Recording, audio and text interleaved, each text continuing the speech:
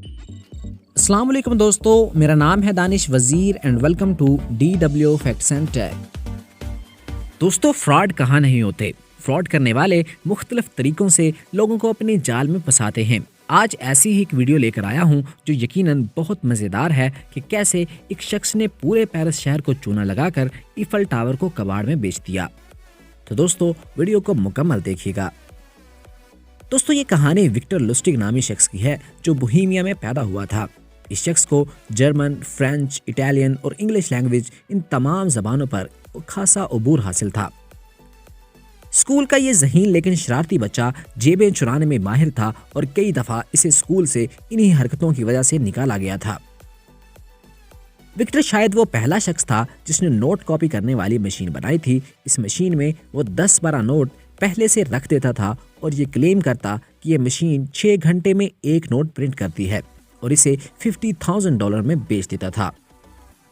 ये मशीन बेचकर वो खुद फौरन फरार हो जाया करता था। इसके अलावा विक्टर कई दफ़ा ऐसी जेलों से भी भाग चुका था जहां से भागना बिल्कुल नामुमकिन था। उसका मशहूर कारनामा ईफल टावर को बेचना था। ये 1925 की बात है जब विक्टर लुस्टिग पेरिस के होटल में चाय पी रहा था और उसने अखबार मंगवाया। उस दिन अखबार में एक बड़ी खबर छपी थी कि ईफल टावर को बुरी तरह जंग लग रहा है और गवर्नमेंट के पास इतने पैसे नहीं हैं कि इस पर अपने पैसे वेस्ट करे।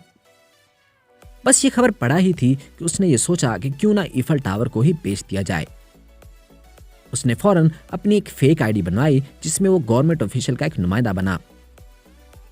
उसके पास कमाल की महारत थी कि वो 47 शक्लें बदल सकता था, मतलब कभी दाढ़ी, कभी मूछें, कभी कॉस्ट्यूम, कभी यंग, कभी ओल्ड।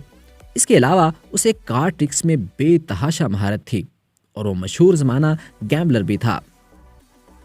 ऐसा आदमी यकीनन कमाल की महारत रखता था। उसने पेरिस शहर के 5 बड़े स्क्रैप डीलर्स यानी कबाड़ के डीलर्स को बुलाया और कहा कि गवर्नमेंट एक अहम प्रोजेक्ट बेचना चाहती है, लेकिन ये बात सीक्रेट रखी जाएगी। खैर, मुकर्रर डेट पर सबको उसने कैरोलाइन होटल में बुलाया और आखिर बता दिया कि वो गवर्नमेंट का एक आम सा नुमाइंदा है और गवर्नमेंट ईफल टावर को बेचना चाहती है, लेकिन इस बात को सीक्रेट रखा जाएगा तब तक जब तक ईफल टावर को तोड़ा नहीं जाता। इसके बाद उसने 5 डीलरों को अच्छा लंच करवाया और लिमोजिन 925 में ईफल टावर की तरफ ले गया और किसी प्रॉपर्टी डीलर की तरह ईफल टावर्स की तमाम डिटेल्स बताई। इसके बाद मखसूस डेट पर उसने ईफल टावर के नकली पेपर बनाए और ईफल टावर की बिड लगा दी।